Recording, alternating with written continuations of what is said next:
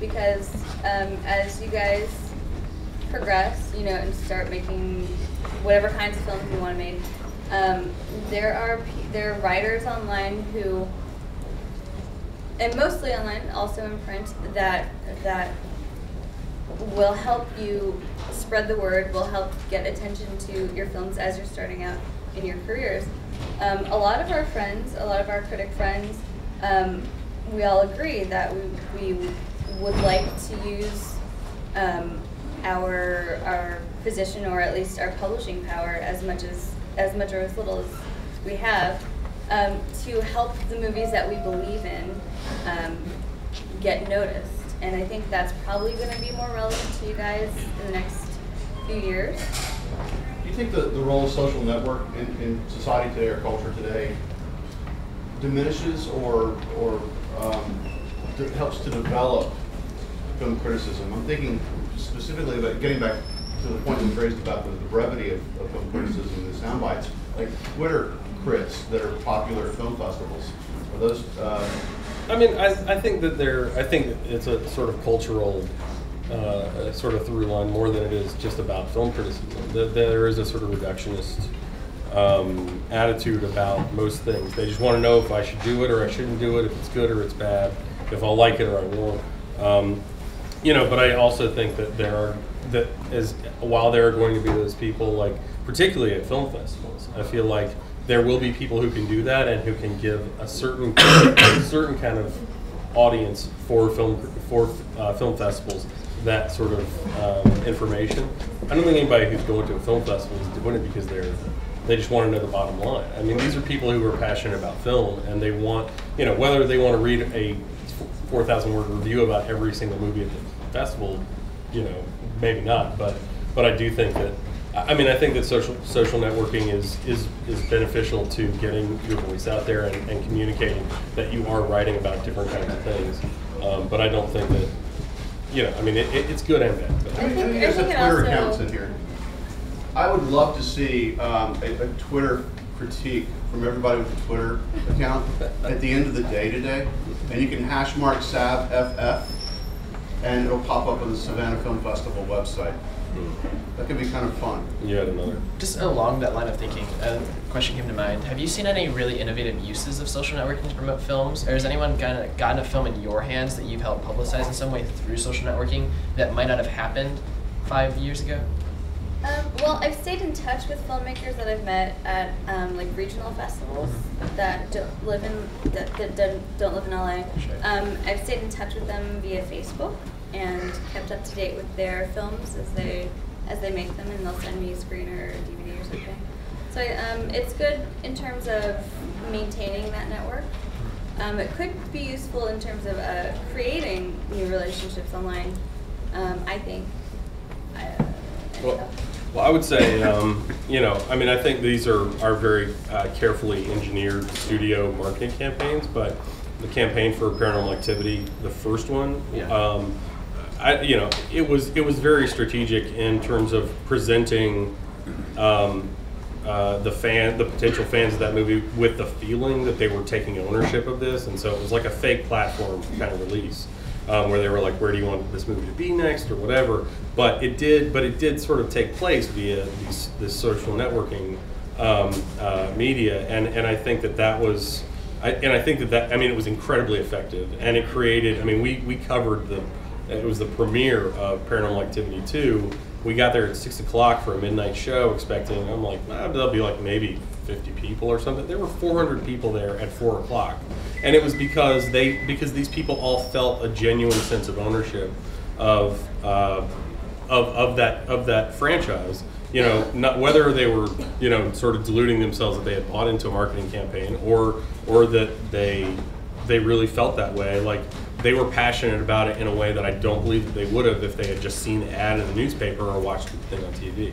I would also say, you know, it may be at almost its oversaturation point now, but I think the way that they have marketed Tron over the last like year and a half has been pretty astounding, just because they have, like, you know, I was a fan of the original, and I was like, I'll see whatever they want me to see. But there are a lot of people who had not seen the original, and who, with each little iteration of that campaign, where it was like, oh, you know, if 150 people show up at this place, we'll reveal one tiny square in a picture that's not even a very good picture. But people were so excited that they would go and like run to a place so they could get like a coin purse that said Tron on it, which I'm still mad I didn't get.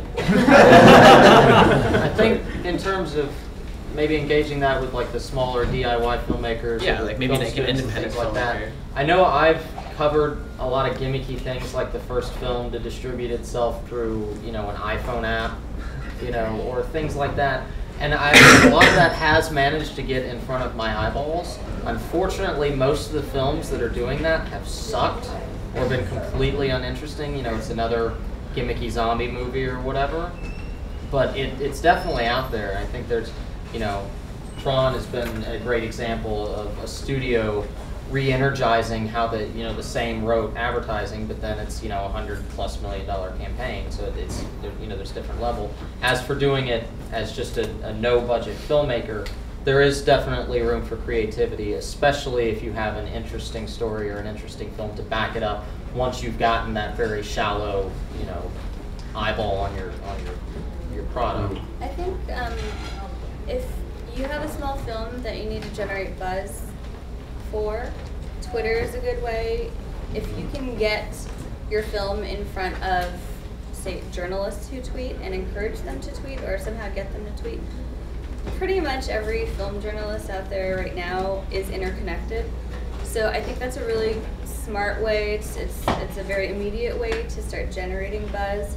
And like, if we see our friends who are at a festival that we're not at talking about a movie that we have to see, it sticks in your mind, you know, and I think that's possibly the easier way, maybe the only way to spread word of a smaller film. Another question. You said you write about movies the way they want to be seen, they want to be critiqued in whatever they are. And you mentioned Gaspar Noé, who's, you know, Cannes winner and who's very serious, very out there, especially with the cinematography. What do you do with pop culture stuff like Jackass? He loves Jackass. Oh, I love Jackass so much. I really do. I think Jackass 2 was just genius. I love Jackass too. I like it, it's fine. What But movie was that your favorite? Well, yes, Jackass 2 was on my top 10 of that Did you see year. 3D? Oh yeah, Yeah. the not 3D might end up on there, but it's not as good as the second one. I just want to put that out there for the record. No, I mean, like, you know, I think that I think there's a tendency amongst film critics to sort of put themselves in a real divide, like where it's like I want to like really champion like mainstream movies, and there are other people who like mainstream movies all suck. I want to, you know, I only want to look at art movies or whatever. You know, I mean, I'm fairly convinced that I'm not going to see a movie this year that I like better than Inception. But, you know, 3 weeks after that, I saw The Other Guys, and I thought it was like the funniest movie like I've seen in I don't even know how long.